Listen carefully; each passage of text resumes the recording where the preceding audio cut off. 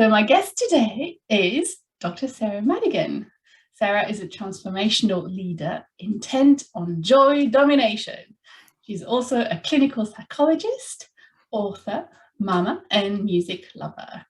She has a fire burning deep in her soul to spread love and joy in memory of her first son, Finlay, who died from SMA type 1. SMA stands for Spinal Muscular Atrophy in 2015. Sarah wants her clients to reclaim all the lost joy and teaches tools and methods on how to do so. Her unique mix of evidence-based and magical woo-woo captivates hearts left, right, and center. Sarah is the author of the book I Cannot Get This Wrong, which also features articles by other people. So this is the book we're going to talk about today. So Sarah, yes, I've got a book too. Sarah, welcome to my podcast. Thank you so much for having me. I'm so grateful for your time, and I'm so grateful, to be here with you and to talk about the book. Well, I'm grateful for your time. So lovely to have you here. I have adored the book, and I have made about 1 million marks in the margin, as you might be able to see. I'm so pleased you liked it, yeah. It's just like, I just can't wait for this conversation. There's just so much to talk about. It might be an hour. We'll see. But yeah, welcome. We're going to have two parts to this interview, as I do often, because there's always the part about the book, but there's also the part about the well-being, the mental wellness that I'm so passionate about, and you are as well. Yeah. And most of the authors that I interview are as well. So part one will be mostly about the book and the publishing, so the book writing and the book publishing process. And then part two will be about mental well-being, mental wellness, and most of the topics that you cover in your book, anxiety, shame, death, grief, and joy after loss, as well as joy in general, acceptance, trauma, and how to navigate it all. Yeah. So let's talk about the title of your book, first of all, because I cannot get this wrong. Yeah. I noticed straight away the inverted commas, and I thought, ooh, why would there be inverted commas? And then, of course, it gets a little bit obvious when you start reading the book. I want to hear it from you. How did you get the idea? Such a great question. Such a great question. Yeah, I think I really wanted to highlight that this is like a specific phrase that is said from me to me. And honestly, I was reflecting, I was just thinking about the book before meeting you, Isabel. And even now, I would say that my anxiety, well, I don't even label it as anxiety anymore, but, I leave my comfort zone so often in life, Isabel, that I use that phrase or versions of that phrase oftentimes to support myself to do things that feel scary. So I'll say to myself, versions of it like, there's nothing you can do to get this wrong. There's nothing that you can do that will make me reject you, But it was an actual coaching session with a wonderful coach called Corey, who I worked with years ago. And I was talking about wanting to step forward to receive group coaching. Now, it might be hard for people that know me to imagine this now, because now I'm a leader and I lead hundreds and hundreds of people, in various things, and I lead group coaching in front of big groups. Yeah. But at the time, stepping forward to receive group coaching, Isabel, was a big deal. And it was terrifying because I was experiencing social anxiety at the time. And in my mind, I was like, oh, I'll blush, I'll shake, I'll stutter, and it'll just be awful. But I knew I wanted to do it. I knew, I'd invested a lot of money, and I knew I wanted to, do something different. Anyway, I had this coaching session with a coach, and she said to me, and I'll forever be grateful. She just said, what if you could tell a story that you can't get it wrong? And honestly, it was like one of those moments for me. Like I'd never considered that concept, Isabel. It's interesting, isn't it? But I'd never considered that I could just tell myself that I can't get it wrong. And if I truly give myself permission to mess up, or to, if I really strongly believe that I can't get it wrong, no matter what happens, then I can release attachment to what other people think, or release attachment, sorry. And that was like literally like a complete light bulb, life-changing moment for me. And it has been for many, many, many of my clients, actually, because, you do similar work to me. And, there's often these stories which repeat that we all carry about fears of not belonging or fears of not being enough. But often people carry a story of being scared of getting things wrong. Yeah. I always areas of life. And then that, that title, the more and more, when I started writing the book, I just saw, oh my God, it's relevant in so many areas of life. And I discussed that in the book, like as a parent, fearing that you're getting things wrong and desperately wanting to get things right, or as a partner, or in your work, or in social interactions, or whatever it is. Writing, yeah, exactly. The process of writing a book, oh my goodness, talk about a trigger for getting things, fearing getting things wrong. Yeah. But so the inverted commas are just because it's not just a title, it's literally a little saying that I say to myself all the time, and that I want my readers to adopt, to like ingrain and embody this radical self-compassion, Yeah, it was very powerful. And I love the way that you also analyzed how you could say it. I cannot get this wrong. I cannot get this wrong, from the anxiety. Yeah. And then I cannot get this wrong. I know, right? It's amazing. And it was actually my friend Fenton who I thank for that, because we were sitting in our living room chatting about it one day, and he said, it's interesting because it could be heard different ways. And I was like, oh my goodness, I'd never thought about that. Like, I mustn't get it wrong. I cannot get this wrong. Or I can't get this wrong. Whatever happens, I can't get it wrong. I'm just, doing my best with the information available to me, along those lines. And he also pointed out, which was amazing, that Nia, which is the barefoot dance that I teach, and I hadn't even made the connection that one of the main things in Nia is that you cannot get it wrong. And like every single body has the right to dance, and the right to like the joy of just moving your body. And I was like, wow, I'd not even thought like of how far reaching in my life and in my world that short little sentence was. And it, it means so much to me, just that sentence alone. just for that is a great title, because it really encapsulates all of you. All that you do, and all of that you are. But of course, I don't know you very well. I've got, the book is so that you get a really good idea of who you are. And yes, it embodies everything everything you do and who you are. So it's a great title. So congratulations. It's half the battle of writing a book, right?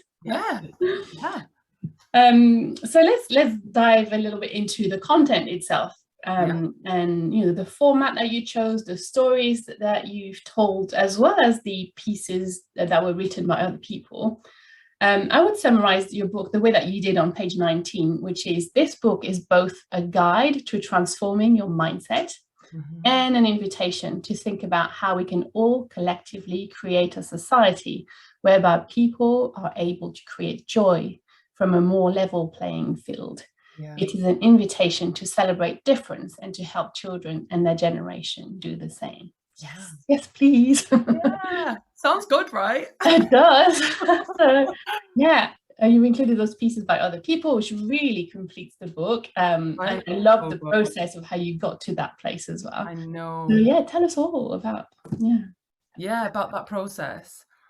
So I mean, to begin with, the book was really just, from my perspective, it was just my story. It was almost like an autobiographical, kind of autobiography, along with, my experience as a clinical psychologist and my experiences as a mum who'd lost a child.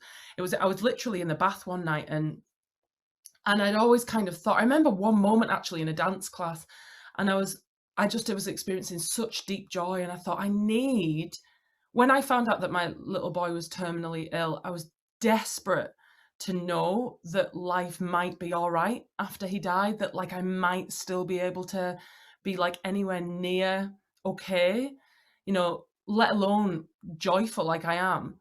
And I had this moment of like, wow, I feel like this deep joy, and I need to tell people that that's possible. That's a really important message that I want to get out to other people. And not just, people that have lost children, which thankfully is a bit, less common, but anyone experiencing grief or loss of any form, that the possibility for deep, deep joy after loss. And actually that joy is also sometimes related to the depths of the sadness. But, you know, and I was in the bath this one night and I thought, you know, I had that I wanted to tell a story about joy after loss, but I also wanted to tell a story about recovering from anxiety. Because I was like, I used to be so debilitated by anxiety, and I gave anxiety so much power. I just thought it was a fact that I was always going to be anxious for the rest of my life. And then I transformed it, right?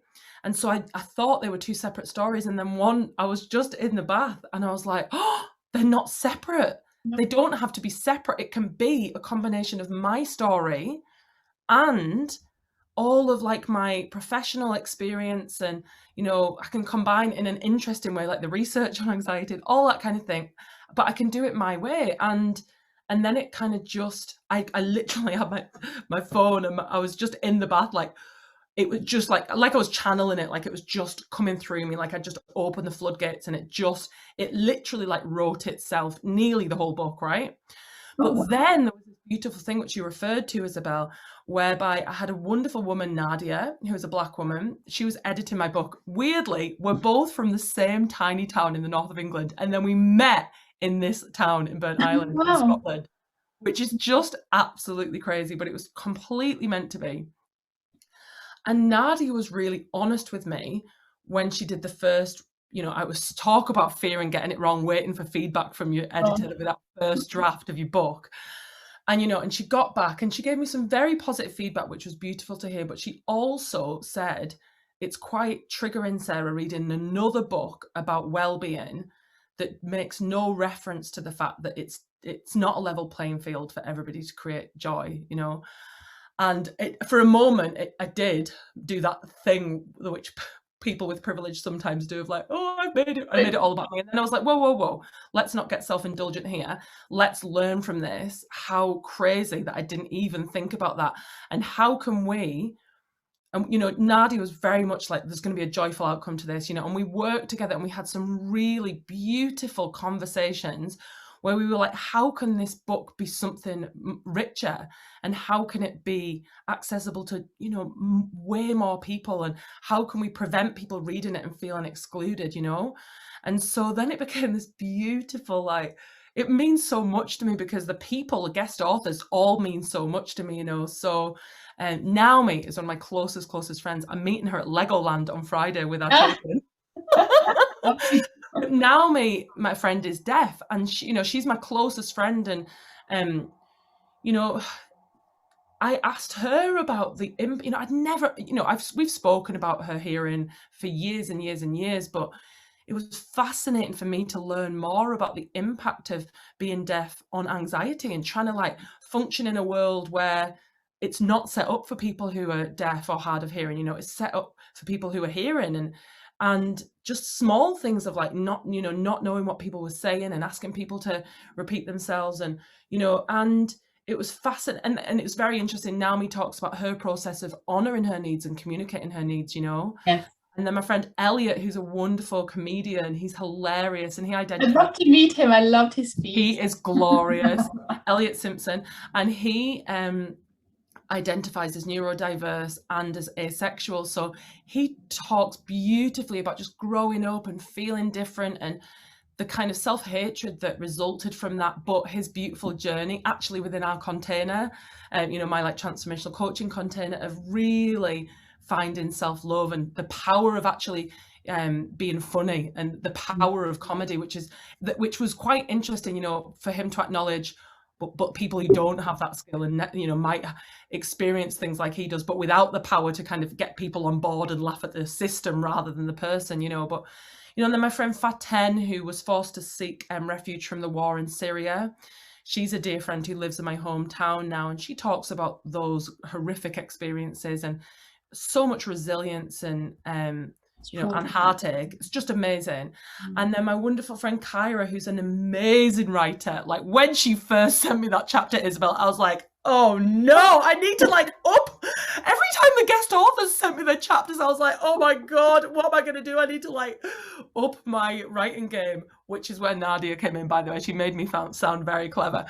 But, you know, Kyra's chapter about being a Black woman and trying to like, you know, and it really made me think about, oh my God, the impact on, you know, people's nervous systems operating in a work, you know, she talks about, you know, she talks about feeling unsafe amongst a lot of whiteness and, you know, physical health problems and not knowing what was going on, but that really being about not feeling safe amongst whiteness. You know, that was a quote from her grandma, and oh, it was just like crazy, but so amazing and eye-opening. And, you know, it wasn't my place to tell any of those stories. So it was a real gift to like get those guys on board and get their involvement in the book, you know. Such a variety of them as well. It's yeah, total variety and like all completely different. But, you know, like you said at the start about this idea of celebrating difference, but also thinking about things from other people's perspectives, right? So the book is massively about radical self-compassion, but it's also about compassion for other people, right? So thinking about people who are different to you with love and compassion. And then the nonviolent communication, Marshall Rosenberg thing completely, you know, kind of supports that notion of in communication with anyone, just trying to like have compassion and love and understanding of other people's perspectives, even if they're different to yours, right? Yes. So yeah, I mean, I'm a massive NBC fan. I think it could like change the world, but that's maybe another interview. And even for yourself, as you talk to these other people, because you think, oh, my story then is like it's nothing compared to yours, but you still have to have self-compassion, compassion for yourself and acceptance for yourself, because it doesn't diminish really what you've gone through. 100%. Brene Brown actually talks about that beautifully. You know, she talks about that dangerous thing we can do when we compare suffering. And that actually we all suffer as human beings. You know, somebody's main attachment figure could be a dog, right? And their dog dying could literally feel as traumatic as anything else. You know, it's not about comparing suffering, and she talks about how, you know, when we're already suffering, but then we add shame when we compare ourselves to others and say, I shouldn't be suffering. I should just count myself lucky, you know. And I'm sure there's been times when people have done that with me, having lost a child, but it's like, no, don't do that.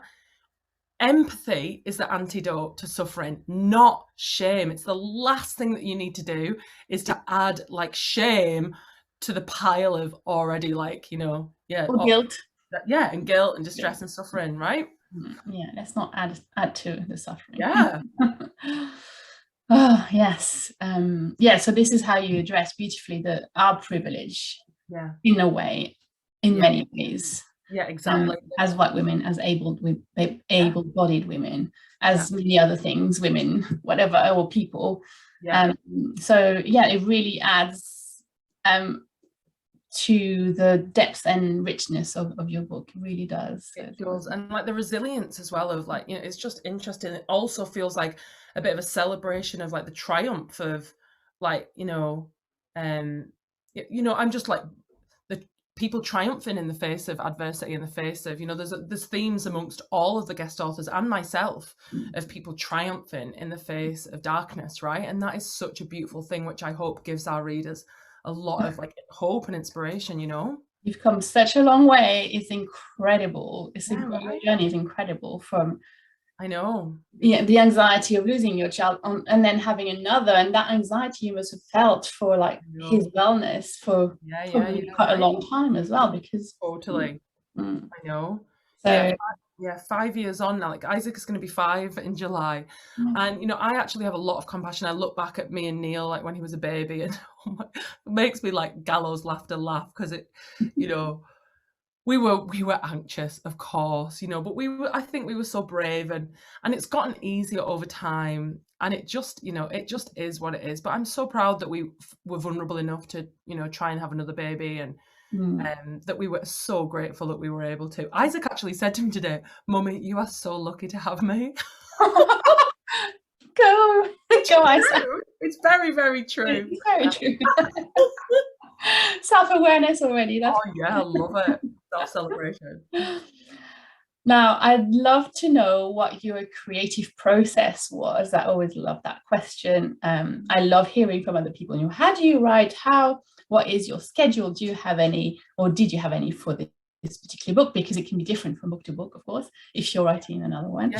And Yeah, and also the way that you said, this is my book and I'm doing it my way, and you certainly have. It's, you've completely written it your way and presented it your way, and even in the title. Yeah. There are many aspects of your book that really are original that I hadn't seen in many places. Yeah. Excuse me. So it was really easy to read for me. I felt really comfortable with how you wrote and the format. It was so friendly, and so you see, it comes through that your words, that you're friendly and approachable, and we can tell you anything, all our secrets, and you're going to come up with some answers for whatever we have and suffering from. And especially there are sections where you use italics and you start with "Dear Reader," and I felt that made it even more intimate, like, oh, we're having a conversation. Yeah, that was my intent, that's what I really wanted. I wanted people to feel like I was just sitting there having a conversation with them, Yes. The creative process, like I said, when it first came to me, it was like it literally, I never was like, right, I need to sit down. And I'm very careful about this in my life in general and with my business. If I feel myself saying I need to do this, I don't do it. I really, really try, and even like an email out to my clients I really try and wait until I'm in the right energy to do it, right? I try not to force it, but I very much did that with the book. And I'm not like an author, like I was working, and so it was like doing it little bits and little, snatching little bits of time here and there. But Neil was amazing sometimes, or we'd take it in turns to give each other a lie-in at the weekend. And so oftentimes I was just so pleased to have that time, because I was obviously a mum and working. So whenever I did have time, it was like I had loads of ideas built up and wanted to do it, right? So it was very like, the process was very like inspired and exciting. And I made sure that if I ever was feeling like that, I just left it and didn't do it until like right at the end, and just let's be honest, I was like fitting bits and bobs in. Like I talk about cognitive behavioral therapy. I'm honest in the book. I'm not a massive fan, but it is really helpful for some people. And I wanted to talk about some of the evidence-based approaches to anxiety and things like that. But I'm not going to lie, that was less exciting to me. But I thought it would be helpful to the people. So I did, I like the bit towards the end, and it kind of was like exciting. And then I got stuck. And this is what I would say to people who are maybe thinking about writing a book, or they're maybe like halfway through a book, but they're like stuck.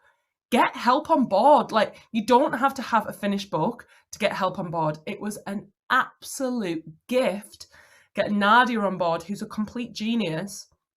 And like I wrote on the book, it's co-created with Nadia, and I don't say that lightly. We like co-wrote this book in the end. She brought beautiful ideas, and she wrote, she changed bits and bobs, and she had, so it was like this co-creation, and she got rid of bits and reordered bits, and the stuff that my brain, I'm like, I get really exciting ideas and I get inspired, and I find it easy to inspire others, but my brain is not like super organized. She could like see which bits went where, and so getting some help way before it was finished, and then having an idea of which bits to work on. And then, it was a real process with me and Nadia of like back and forth a good few times until it was finished, Brilliant. And so that's like a little bit about the creative process. And then in terms of like, me talking about doing it my way,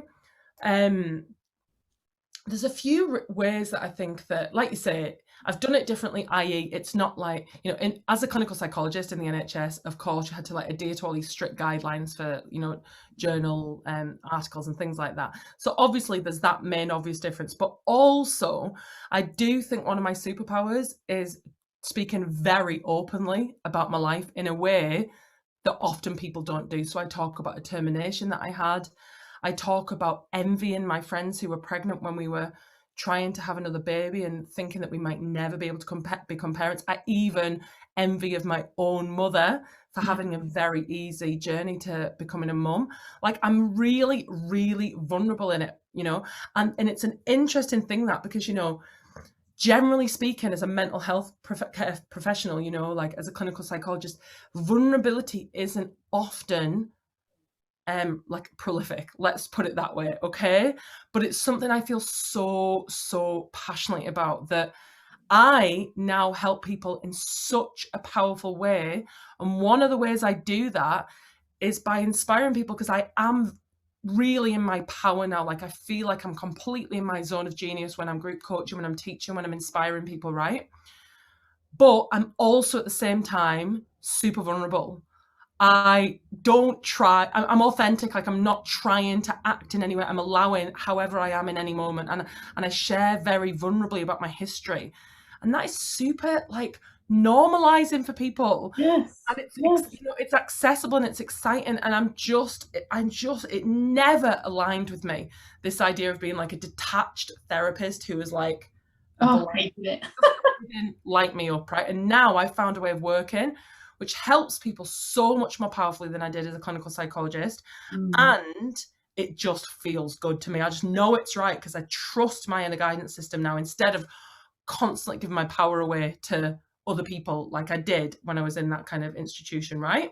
Does it mean you had to relinquish your title in some way, or what? Or No. what So I still, you know, I'm still a member of the HCPC, you know, the Healthcare Professionals Council, and so I can still use my title, and you know, I still adhere to various guidelines, you know, but I practice primarily now as a transformational leader, you know, and not as a therapist. Yeah, but of course, there's times when loads of my skills, you know, I know millions of brilliant psychologists, maybe not millions, but hundreds of fantastic clinical psychologists, right? I'm not saying anything negative about those people. It's just the structure was not aligned with me. Some people fit into that and it feels right for them, and it didn't feel right for me, you know? But there was loads of stuff that I learned that really informs the way I work now, which was completely, you know, really, really helpful in terms of, you know, just theory and, you know, loads of various things and evidence-based practices that I still use in my role as like somewhere in between. I don't even like to label it, you know, I am both a clinical psychologist and a transformational leader. I don't massively even, you know, identify with coach. I don't know. It's kind of like I'm just here, you know, with my wigs on and the sequins, just doing my thing. Yeah, as a client or patient myself, I always wondered why, but I want to know what your experience is like. Tell me, because it helps us feel less alone. Yeah, right. And truly understood as well. Like if you haven't gone through what I've gone through, I don't want to speak with you. So tell me. Yeah, right. Totally. And it puts an unnecessary pressure on health professionals to feel like they've always got to have their stuff together, rather than we're all just messy, vulnerable humans, and we all experience suffering and pain. You don't always have to feel like you've got to have, you know, your stuff together. Being careful not to swear, Isabel. That's okay. It's quite a challenge for me for a full hour of not swearing. I can add a little warning. I've succeeded so far. We'll see if I make it to the end. Yeah, I also love your Dear Past Me sections. They're really enlightening, and I think we could all benefit from doing a bit of that kind of journaling to ourselves, right? For forgiveness and compassion. Yeah, and it was lovely, actually. I got an email from a fellow clinical psychologist, actually, who was really kind and sort of said, you know, Sarah, you know, you really, and she's a really senior psychologist, but she said, you really did a good job of giving an example of what it is, you know, because it's easy to say to somebody, you need to exercise self-compassion, but they're literally witnessing me doing it in real time. Yes. Like having compassion for earlier me who did, you know, whatever, did embarrassing things, or who, you know, had a termination or whatever, like they're watching me having deep love and compassion for myself. And yeah, it's a nice way to learn about that, right? To just someone else doing it. Yes. Also love the sections in the middle of the book about further resources, because I feel that so often they get lost, or even not the end of the book. They're just right there. And you can just highlight them and like, oh yeah, this is relevant to this chapter. Isn't it amazing? I think that was Nadia's idea. And honestly, it's so good, because it's like, yeah, like you say, if it's it's overwhelming when there's a big long list at the end of a book. When there's just these little snippets, it's like, right, that feels more manageable, right? And more bite size. Yeah, I love that. I'm sure that was Nadia's idea. She's the genius behind this. I will be in touch with her to get to see if she could help some of my clients with their editing. Yeah, she's amazing. I couldn't recommend her more. She's wonderful. Yeah, excellent. So is there any other way that you feel you've done it your way? I think that's I've done it my way. Yeah, I think, like I say, just being so vulnerable and speaking about things that most people don't speak about, you know. And yeah, it was exposing. And I swear, you know, this is when Nadia and I were thinking about, do we submit the book for publication, do we self-publish? I do swear in the book I just speak in my way, and I do it my way. And the structure of the book, I don't know if it's standardized. I don't think it probably is, because we just did what felt right to us, right? So yeah, I think the whole thing, you know. And then, like, even just you know, music is so important to me, even like including my favorite Yes. songs, and then getting the other authors to talk about like their favorite songs. Yes. Like for me, it was just, I wanted to make it fun for me, and this is something I actually taught to my clients. I've got a private Facebook group called Bliss Seekers, and on Monday I literally did a live talking about this thing about just being responsible for your experience of things. So some people hate my book, like, and some people will love it, and that's okay. That's not my responsibility. I'm responsible for my experience of writing the book, and I had a lot of fun, and it feels really aligned for me. I'm really proud of it. I wrote the book, like I said, that I wish I'd had when I was in the depths of my social anxiety. I wish, oh my goodness, if I could have like seen someone who was all right, who was like living a great life, and who used to have, you know, it would have been like the biggest gift for me, because I felt so alone for literally a couple of decades with anxiety and shame, right? So I wrote it my way for the people who were just like previous me, I guess. Yes. That's exactly right. Yeah. So the actual publishing journey. So we've talked about the writing and the editing. What about the rest? Why did you decide to self-publish in the end then? Yeah. And who did the formatting? Who did the book cover, which I absolutely love, and it's so Thank you well. Yeah. So yeah, like I say, Nadia and I, lots of back and forth in terms of getting the book in the right final format. And then it was something, you know, I've got to be honest, part of me, but it's just my ego, was like, wouldn't it be good to say that I've got a book deal? Wouldn't it be good to say to everyone, yeah, I've got a book deal?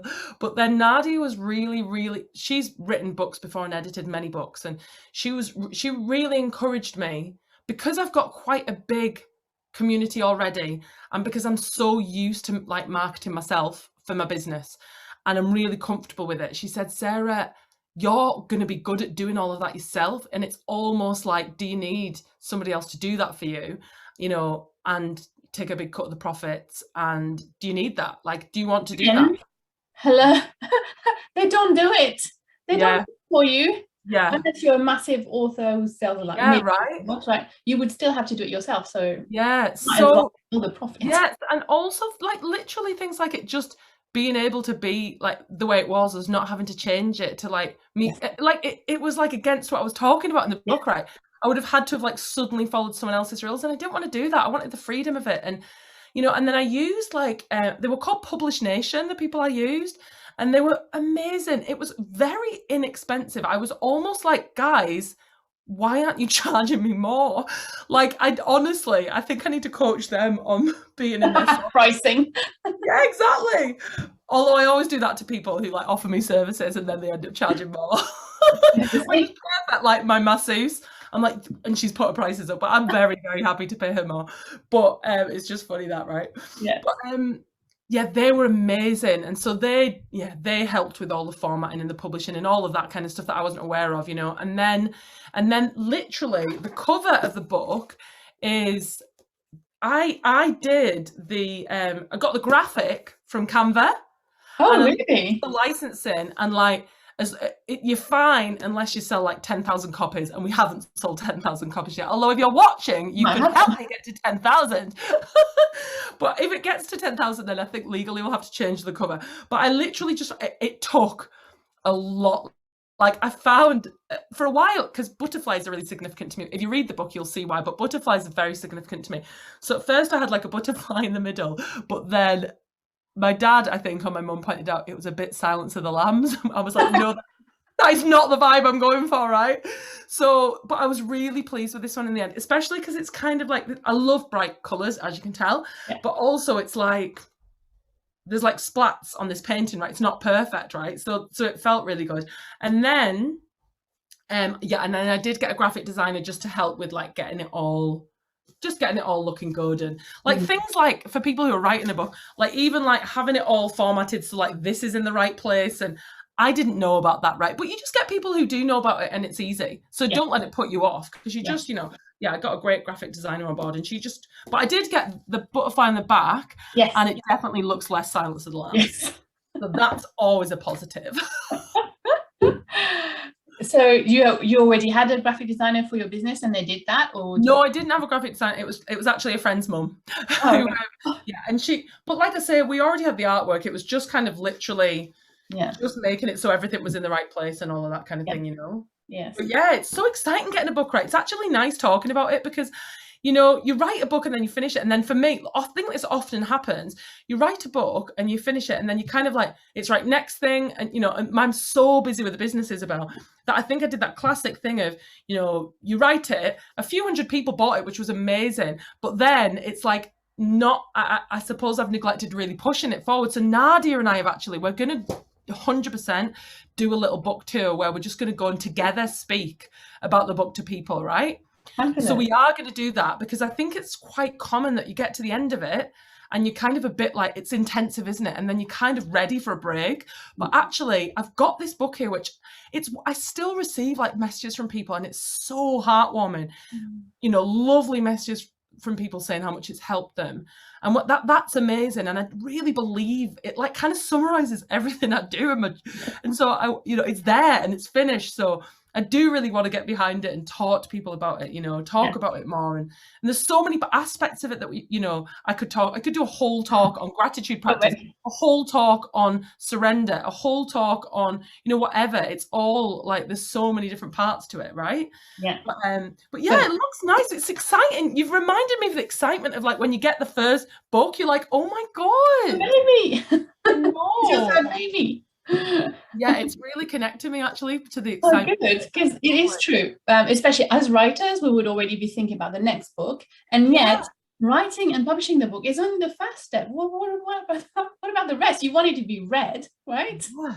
So yeah, exactly. You put so much time into the writing, and like you say, then it's done, and you don't keep on putting the same amount of time and effort into it, right?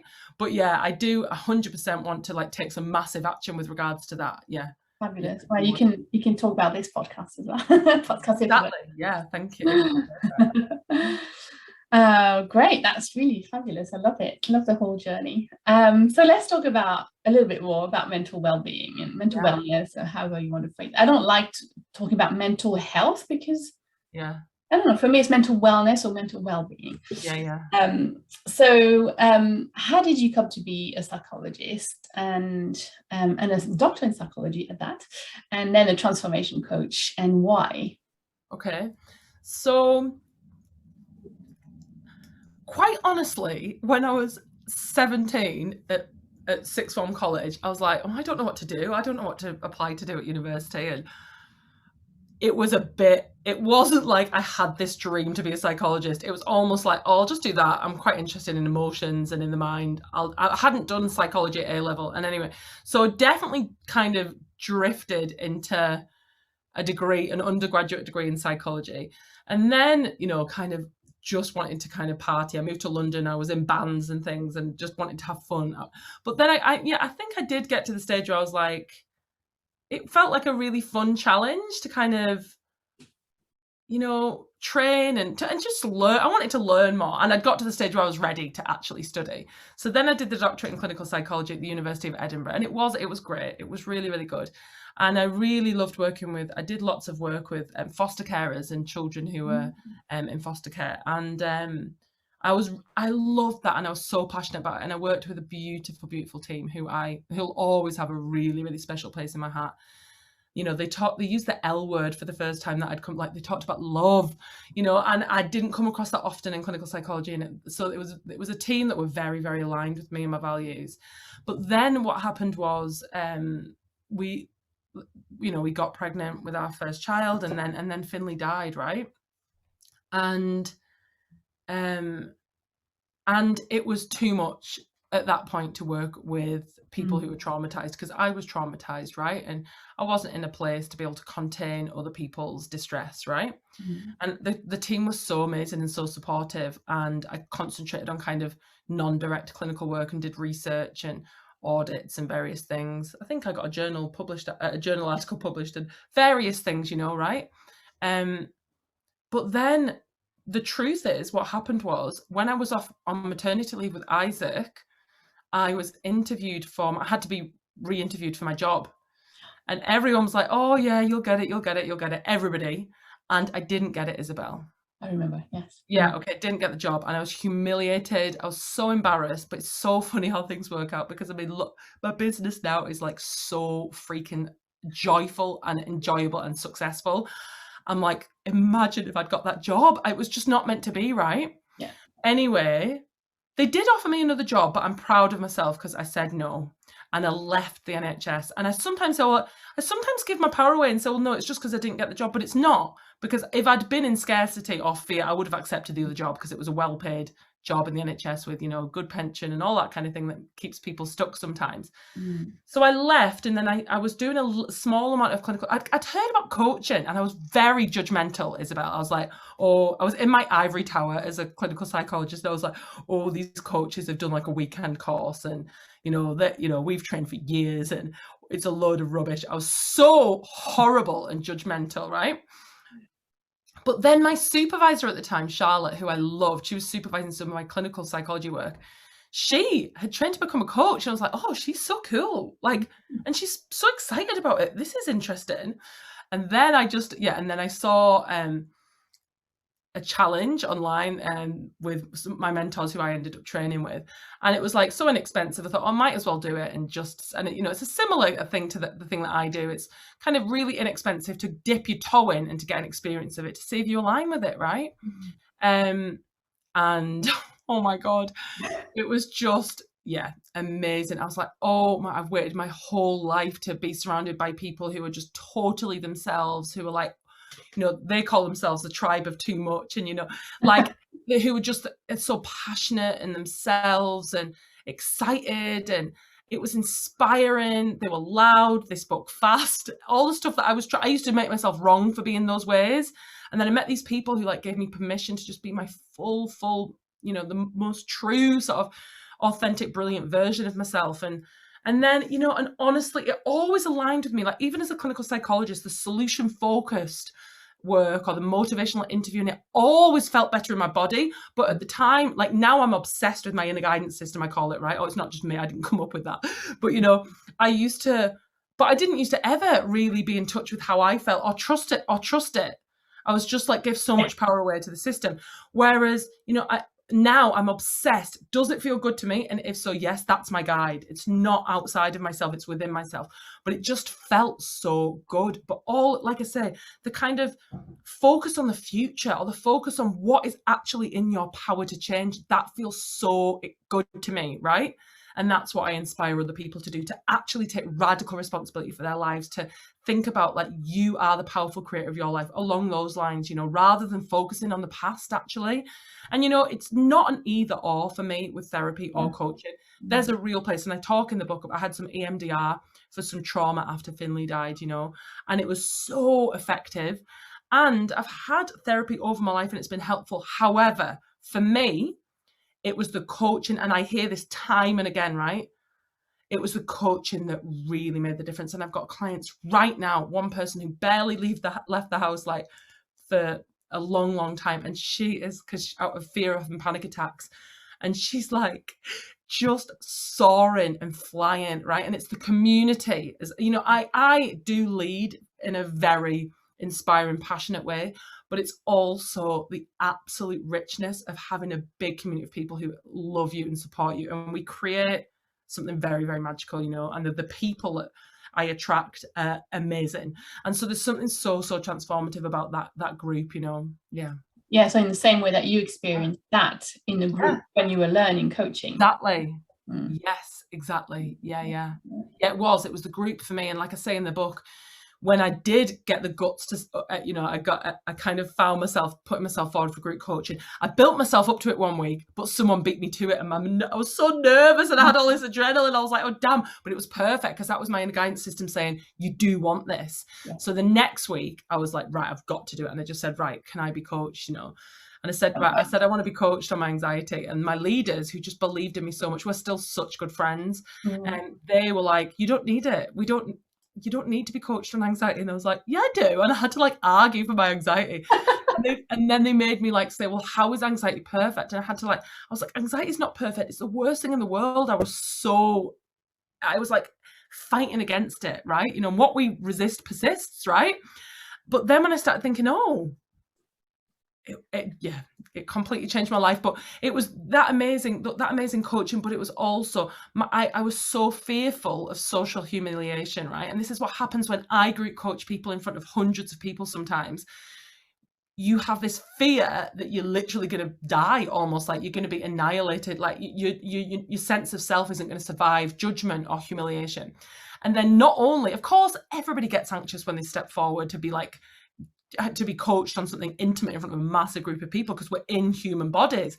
But then what happens is, not only does the fear not happen, but the total opposite, which is an outpouring of love and celebration, happens. And that is freaking gold, and it's life-changing, and it sends such a strong message to your subconscious of like, whoa, if that can happen, then what else? It's like, I was so sure that was going to be so awful, and it wasn't.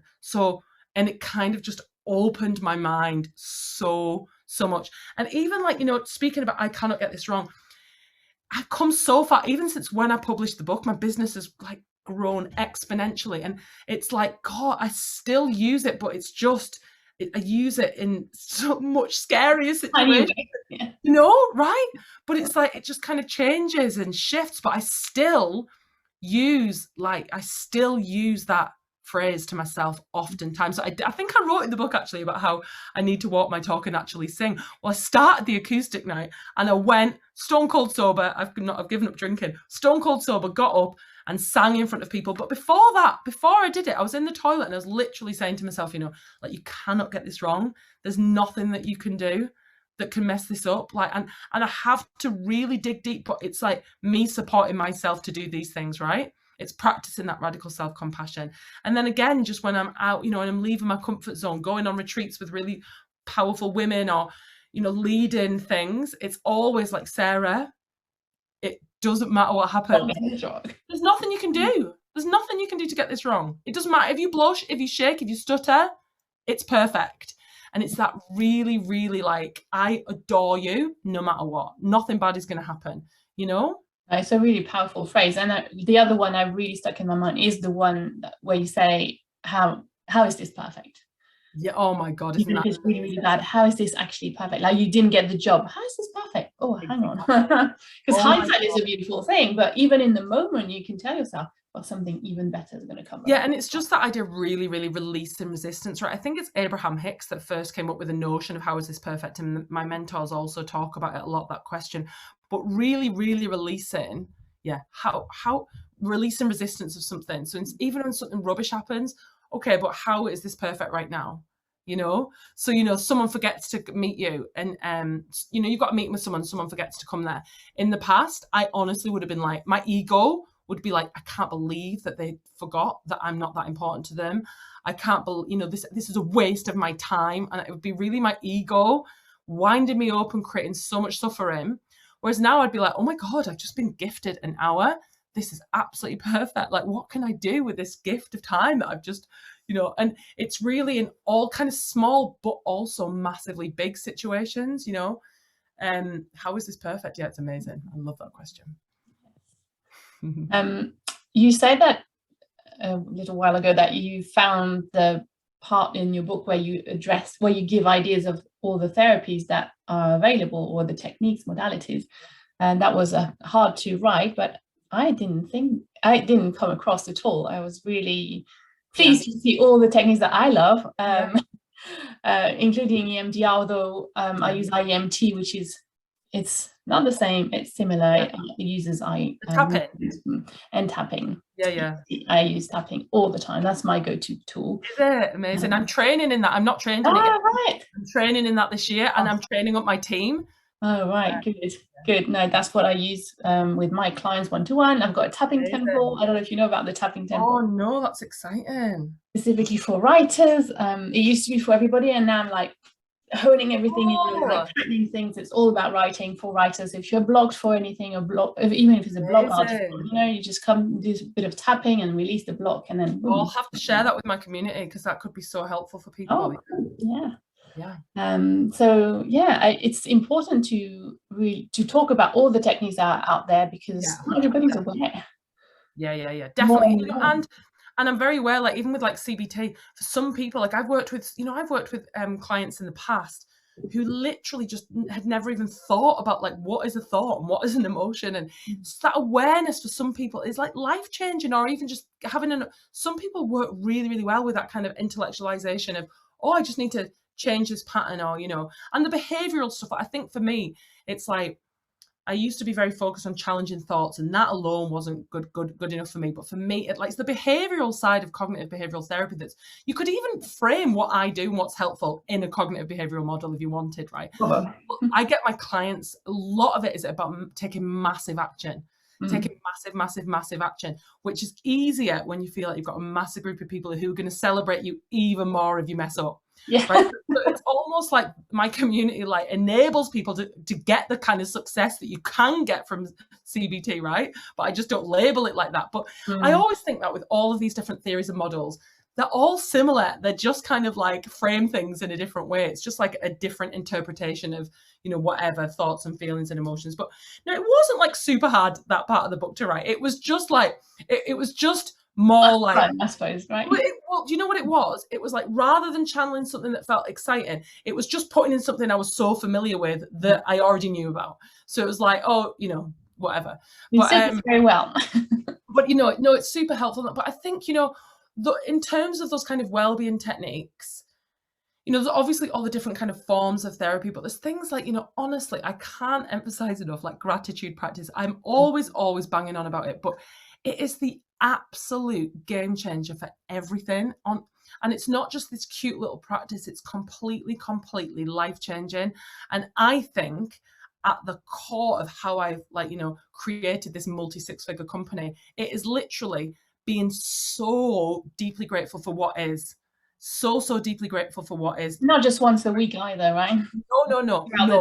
Every day. There is research that shows if you write down 3 things that you're grateful for a day, just for a few weeks, it's completely impacts your immune functioning, your mental well-being, everything, right? But it's more like a complete, it's like for me, it's like just embodying that almost all the time. Of course, we slip out of it, and sometimes, premenstrual, feel a bit miserable, whatever. But it's like constantly thinking of just how grateful we are for everything, and even you mentioned about the anxiety about Isaac's health, and Brene Brown again talks about this, but you can transform, like, if I said to you, what do you think is the most vulnerable emotion? Most people say things like shame or fear, but actually joy, which is what I'm obsessed with and what the book is about, joy is the most vulnerable emotion. But Brene Brown talks about how you can completely transform because it can be foreboding joy. Lots of people don't allow themselves to feel it because it feels too scary. Because if I feel great, what happens if I lose it, right? And so obviously after losing Finlay, it was so scary, the idea of losing Isaac, and that was 50% of our experience of parenting was that one of our children died. And your brains like go so much on like past experiences, right? But it, for me, completely would transform it, because I'd be like, I'd have that moment of like, oh my God, what if something happened to him? But then how lucky am I to have had another baby and to love someone so much that the idea of something happening to them is unbearable. I am so grateful that I have got a human here right now that I can feel so connected to, right? So gratitude practice it can transform everything, and it's key for like joy, Yeah, 100%. Yeah, my little motto is presence plus gratitude equals abundance, because you can't be grateful if you're not present in the first place. Yeah, I like that. And I came up with it several years ago, and I never really like don't know. I just came up with it. I didn't really think about it that much. And then until I practiced it, I'm like, oh yeah, no, it really works. Oh, love it. Love it. So be present and mindful, and then be grateful. And then that's abundance. Yeah. So what else would I like to ask you?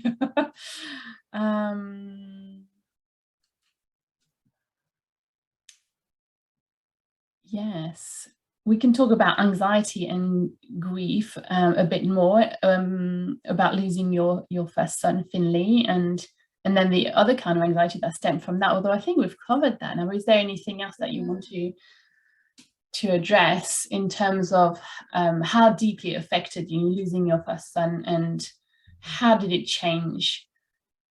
Had you started working on your anxiety at that point? Had you really? Well, I think so. I'm gonna, instead of answering that, I think what will answer that question more powerfully is just, to explain a little bit about the process of having a child diagnosed with a terminal illness is the most terrifying thing that could ever happen, right? Because, and then you've also faced with this experience of not knowing what's going to happen or when, or for me, it was like, will he be distressed? Will he be in pain? Like, how will it be, right? It was utterly heart-wrenching, and at times it was horrific, okay? But every day we dug deep, and we decided, we were absolutely gonna provide him with a very, very joyful life. But here's the thing, right? I 100% expected that after he died, life would be unbearable forever. That was the story I told, right? And then Finlay died, and his death was very, very peaceful and actually beautiful. And especially the kind of 2 weeks after Finny died, all I can say is it was a bit like a spiritual awakening.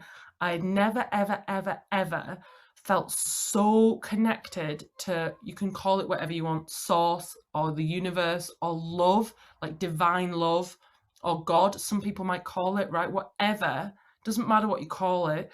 But I consistently, I mean, of course, there were times when I was sad, of course, but amongst all of that, I just felt so clear on what was important in life. And other people will have experienced this. Somebody dies and it puts everything in perspective, and you're like, I'm only going to focus on the things that matter. And then like life happens and things move on, and you start focusing on things that are not helpful, right? But all I can say is the thing that I'd absolutely dreaded and feared, and I was convinced it would be horrific all the time, it was completely, completely different. My experience of losing a child, there were moments, obviously, that were awful, that were horrific, that were so, so painful. And it was nothing like how I'd anticipated, nothing. And it was so, you'd have periods of, of feeling okay. And that was such a surprise to me. And then obviously as time's gone on, even lengthier periods, of feeling okay. I mean, even tonight, like a little picture popped up, and it was 7 years ago today that literally it's interesting actually that we're talking today, but 7 years ago today, my very favorite photograph of Finlay was taken, and him and I just smiling at each other, and this him with this beautiful beam and smile. That was 7 years ago today. Wow. And so there's obviously still moments like my heart hurt when, and there's so much love, but it was painful in my heart just to see that, and to not have him here. But it was, I've all I can say is that blew my mind in terms of like, oh my God, how can this feel magical and beautiful at the same time as feeling horrific? And there's all of this mystery with nature and butterflies. I've got these tattoos now because butterflies became so significant, but it was literally like magic. It felt like magic. So it made me believe in magic. It completely cracked open my scientific mind of like being so closed-minded about whatever. And that gave me a totally different perspective on life, and this deep, so losing a child shifted my relationship with anxiety, because it was just like I suddenly felt and knew about something a lot bigger. And then to cope with Isaac's death, I found dance and discovered this joy that I'd never experienced before through moving my body to movement, right? And then so naturally, to survive the grief, I had to focus on feeling good. Had to. So I couldn't focus on the things I used to focus on. I had to survive. So I had to like try really hard to create joy. And then it just was like this beautiful like cycle of like, you know, the better it gets, the better it gets. And then like, and this is one of the main things about the book. It's like, it's about focus. It's about focusing on what you want and not on what you don't want. For the 20 years that I wasted so much energy and time, you know, I focused on what I didn't want all the time. First thing in the morning, last thing at night. I was obsessed with anxiety, obsessed. And then it's like trying to get people to think about, but what do you want? But tell me what do you want? Maybe you don't know what you want when you're so anxious. You don't know because you don't know what it looks like or feels like. Nobody asks you that though, right? And that is the thing that I think sometimes we can go to therapy and we just focus on what we don't want. Yes. Nobody ever said to me, but tell me, like, if everything worked out perfectly, what would it look like? Or what would you love to happen in life? Like, if you weren't anxious, what would life be like? Nobody guided me in that way. And that's what I want to do for people. You know, I want to guide people in that way. Yes, it's beautiful. And all your descriptions about Finlay are so beautiful throughout the book, because, you know, you come back to it and it's beautifully woven together as well. And yes, it's just like, you have to read the book, people. Thank you so much, Isabel. Thank you. Transformation is for everyone. Yes. And it really can be done by oneself, of course, yes, but community is helpful because you have the support of other people, you have the support of a coach or a therapist or somebody who's both. And it is useful because you not only have the support, but you also, we can't help it, we compare ourselves, right? So, oh, if she can do it, well, I can do it too. Or just that one little sentence that you might say, or someone else might say, and you got that really sticks in your mind, and that's the thing that will help you forevermore. And there's just something about being like surrounded by loads of people who are intent on being the best version of themselves. That it's just the vibration that creates. And you know, in my communities, there's just so much love. There is so much love. So everyone supports each other so much, you cannot help but shift your relationship with yourself, right? To one that is much more loving and compassionate. But yeah, like you say, being inspired by other people, you know. So there's people that come into my containers and see these people who totally transform their own anxiety, or people who are already flying even higher, and you know, or people being inspired by my journey and, you know, the success of the business. It's like, you know, there's that thing about, you know, how you are like, you're very similar to the main people that you surround yourself with. So be careful who you surround yourself with, right? And that is the thing about this kind of work. And that's why I always will invest. It's so easy for me to invest so much money now because it's just like, for me, what is more important than me being connected to joy and gratitude, and for me to model that to my child, and there's nothing that's more important. The ripple effect of this work is absolutely amazing, and there's nothing I would rather invest money in, you know. And I'm talking about money here, but it's something that I feel passionately about being open about, you know, because people spend so much money, Isabel, on, you know, boob jobs, or getting the teeth whitened, or kitchens, you know, or clothes, right? Without even thinking about it, or holidays to escape the life, right? Once a year to feel happy for 2 weeks.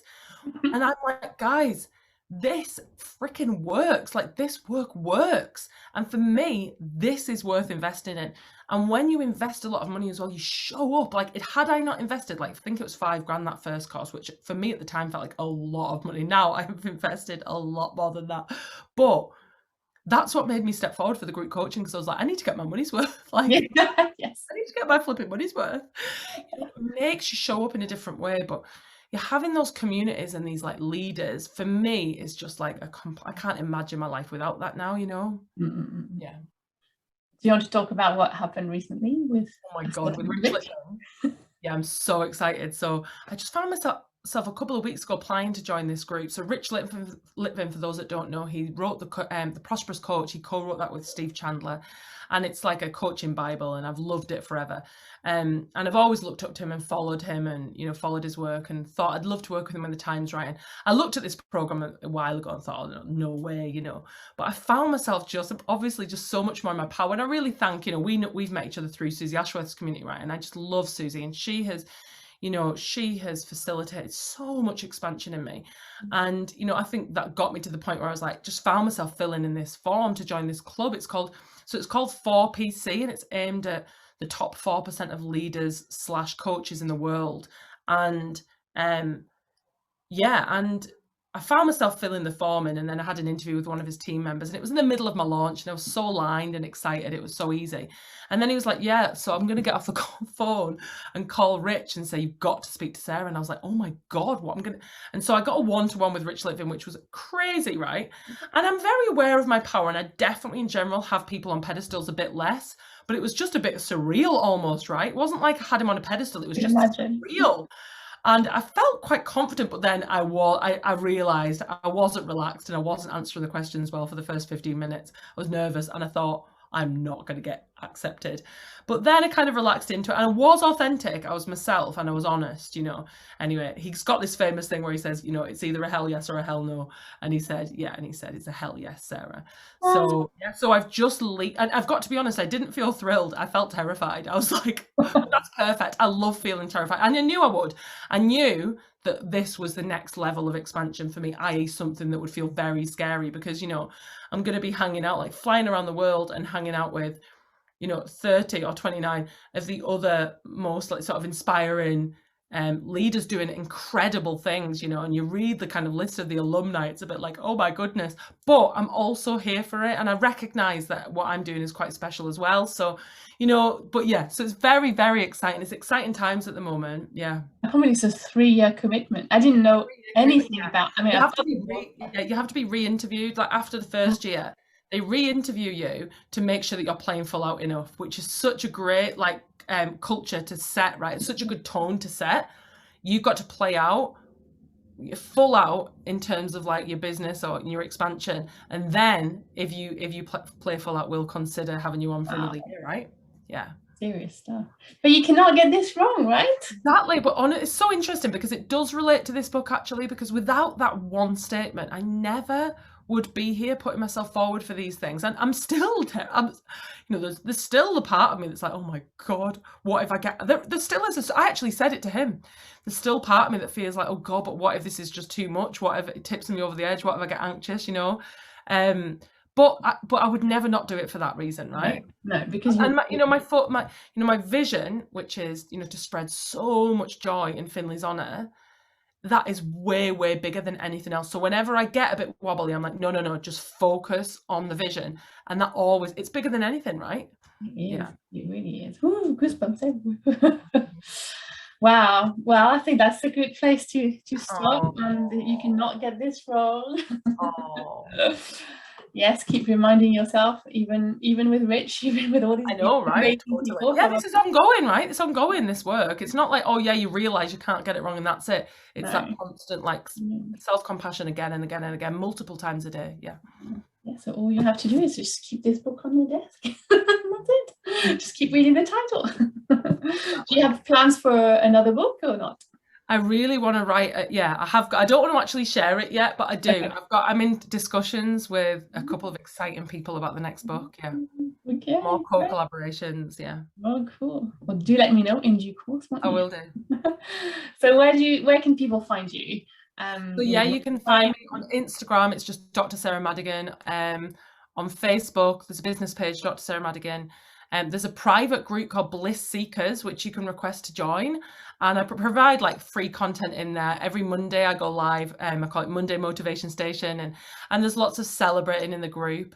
And that's quite a nice place just to stay connected. And then 3 times a year, the best way to really get to know me is 3 times a year I do a challenge called BS to Bliss. And that's like, I basically teach all of the stuff in the book, but like it's much more fun. And Well, do you talk about your book when you do your challenge? That was going to be my question earlier. Do you? I do actually. I do a little bit, not a ton, but I do a little bit. I give it away as prizes and things like that. So people are aware of it. But they're the ways to contact me. And it's just Dr Sarah Madigan at gmail.com if anyone wants to reach out. I always love hearing from people, so feel free to drop me a line.